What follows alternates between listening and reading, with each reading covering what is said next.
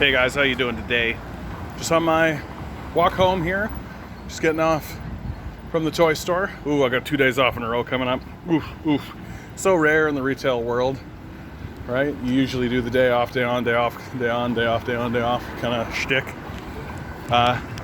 And so rare to get both a Saturday and a Sunday off. Ooh, am I a lucky boy? Am I a lucky boy? So I'll take it. Gonna have a good night tonight, I hope. Good couple of days. One thing I've been thinking about, I've been talking about it a little bit on this channel, but now I think I'm going to do a whole video about this topic, which is it's easy for people to get kind of caught in their own little world, right? I'm really feeling that's the case. Like, if I wanted to, and if I just detached from news and just detached from sort of what's going on in the wider world, and literally by like wider world, I mean like outside of this district I live in, the beaches, like this tiny little nugget, like this little tiny place, right?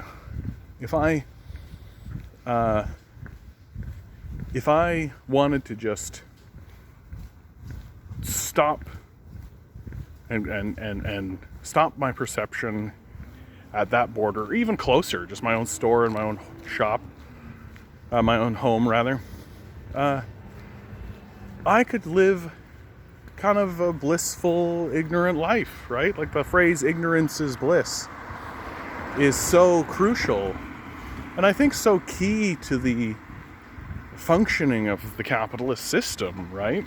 Is this ignorance is bliss, that people need to be largely illiterate of what the system they live in actually is, how it's structured, what its consequences are, how it came into being, right? And these aren't difficult questions to answer, right?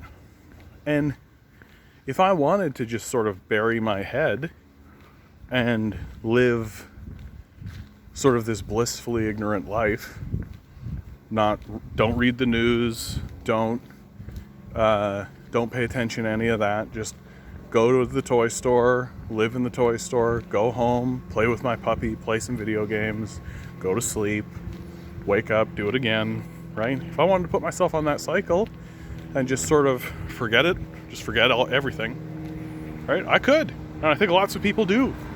I think the majority of people do. And I think they do that for their mental health. They do that because they have to, because to do anything else would be extremely difficult. And the great irony being that if you are one of these people who actually do pay attention and actually do look into things and actually do work at this kind of stuff, you get called lazy by capitalists. Because it's very, very crucial that the capitalist class obliterates any opposing narratives. It's very crucial. And like, just think about how that manifests in like Jordan Peterson. I've been talking too much about this guy, but he's still quite influential, right? People still take him seriously for no reason whatsoever.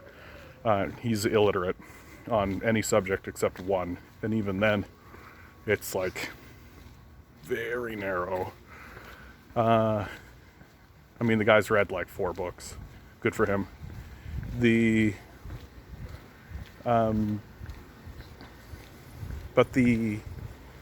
What was I saying here? Jordan Peterson, right. He comes out and he condemns Marxists because of something Stalin is responsible for, and which already is just like, you're not literate or competent if that's what you're doing, but let's go along with this absurdity. So the accusation is that Stalin, essentially, the story is that Stalin mismanages a famine, right? Famine being a natural event that no society can avoid. It'd be like condemning him for his mismanagement of the COVID-19 crisis, let's say, which I wonder if there's a capitalist country who we could condemn for its mismanagement of the COVID-19 crisis. Scratch, scratch, scratch. Anyway, But that's the big condemnation, right? That this, because Stalin mismanaged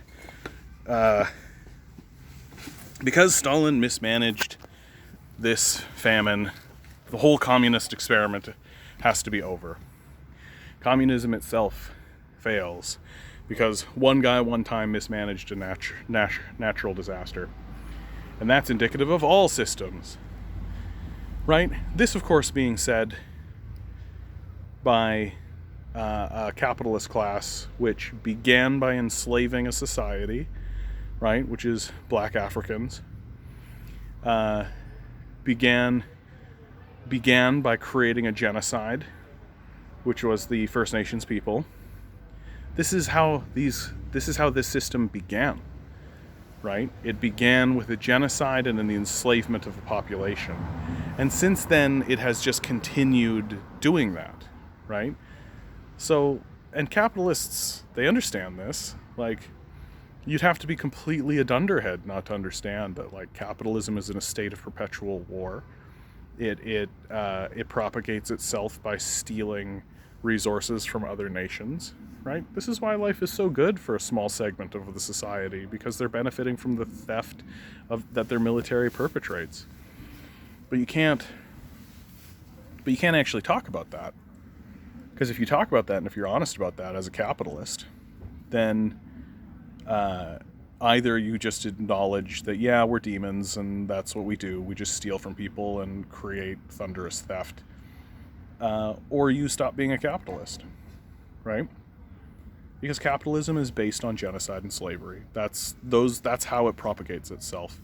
That's how it's maintained. That's the system. And it's desperately important.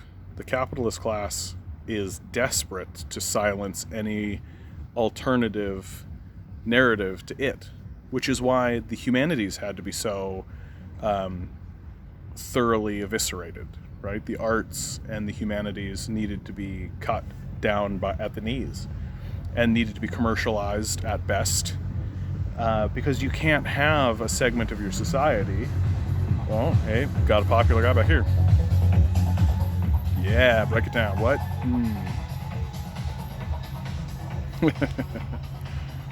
You can't have a segment of your society sitting around talking about what's true.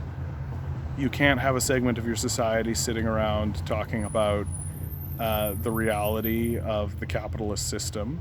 Those people need to live in poverty. They need to be eviscerated. They need to be working at Starbucks, which is what they do. They aren't existing in a space where they can honestly talk about the nature of reality and the nature of the human condition. They're working these jobs.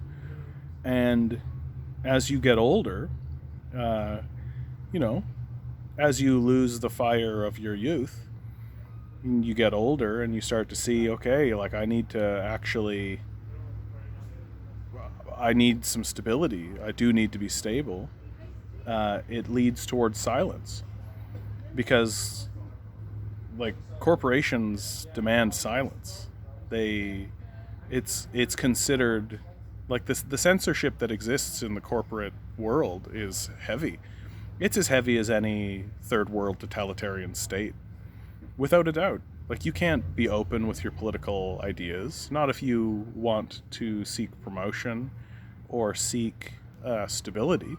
Like, that's not real. You can't just talk how you want to in terms of your politics in a corporate environment. That's not how it works, because if you are against capitalism while being employed by capitalists, they're going to ensure that you don't ascend. And so this is a form of censorship that exists in the society that is completely ignored. Nobody talks about it. Nobody acknowledges it. Like, what we have right now is we have these idiotic right-wingers in the society talking about how wearing a mask is an infringement on their rights. And they claim to be strong, stalwart defenders of free speech. But there's no free speech in corporate environments. There's no free speech in capitalism. capitalism is anti-free speech. Capitalism is against free speech. Because if people have free speech, they may say things like capitalists are slavers, which they are. They may say things like capitalists are the beneficiaries of genocide, which they are. And that's just a blatant truth. And the capitalist class can't have a society of people who understand that. They can't have a society of people who recognize and realize that that's what's happening. And that's how the society is structured. And so they need to decimate the artists. They need to go after the people who are formulating any kind of counter-narrative to their narrative. And their narrative is fundamentally the fascist narrative, right? That each individual is capable of heroic deeds, that we are a superior species. White supremacy is very strong in Canada and the United States for sure. And these white supremacist narratives are entrenched in our society, right? First Nations people are lazy. That's what I was told. I was raised on that First Nations people are in the position they're in because they're lazy, right? Completely ignore the residential schools, completely ignore the theft, the outright theft of land, completely ignore the genocide, completely ignore all of that. Ignore all of that. No, they're like that because they're lazy. There's this really interesting story I was told when I was younger. So we would drive by a First Nations reserve. I lived in a small town growing up, and there were 5 First Nations reserves surrounding the town. And we would drive through one pretty regularly on the way to the river. And drove by this one guy's house, and there was a hole in the side of the house. And this hole, I thought was so odd. I was just like, why is there a hole in the middle of this house? Then I turned and I asked my Dad, why is there a hole in the middle of that guy's house? And my dad's response was, oh, well, that's we give these houses to these guys. The taxpayers pay for First Nations people to have these houses, and they don't respect it because they didn't actually earn it. That was the narrative. They didn't earn the house, so they think that they can just do what they want to the house. And you know what we're going to do? We're going to give them another house. And of course my dad said this with a disrespectful tone, because my dad was a businessman and a capitalist, and a good one. And at the time I kind of thought, okay, well, yeah, that is odd. We can't just give free houses to these guys who are just going to destroy them. That seems odd. But then you find out about the residential schools, and you find out that a person like that gentleman who has that house given to him by the government was kidnapped from his family when he was young. He had his head shaved, he was renamed, his entire identity was blown away. He was not taught his own history, his own religion. The attempt was made to sever him completely from the roots of his culture and his life. He was given a Christian name and jammed through a system that was designed to completely denigrate, embarrass, humiliate, and destroy him. And he came through the other side, and the people who did that to him, understanding that what they had done was a horrific act, an evil act without a doubt, turned around and said, oh, sorry about that, friend. Here's a house. So you're goddamn right he's going to destroy that house. You're goddamn right he's going to take the anger and the angst and the rage and the fury that comes from a culture stealing his childhood and then attempting to apologize with with 4 walls and a roof. You're goddamn right he's going to destroy that. And guess what? That's the cost. That's what it's going to cost you. He should destroy a house every single day for what we've done to him. He should destroy a house every single day for what we've done to him. And every single time we give him a new house, we should bow our heads silently and say nothing as we watch him move and destroy that house, and count ourselves lucky that it's only a piece of property that he's destroying. We whitewash our history and we whitewash what has happened in our own culture. And the capitalist class works very, very hard to eliminate these narratives from our society and to ensure that people will not even attempt to come to terms with the realities of these things. That the fascist ideology of capitalism, which requires white supremacy to survive and thrive, cannot be supplanted with empathy and compassion. Sorry about the noise behind me. Because if it was supplanted with empathy and compassion, capitalism would cease to exist. Right? Well, wow. It's a real party behind me all of a sudden. Wow. It's like a marching band. Anyway, the arts are important. We need to put effort back into the arts.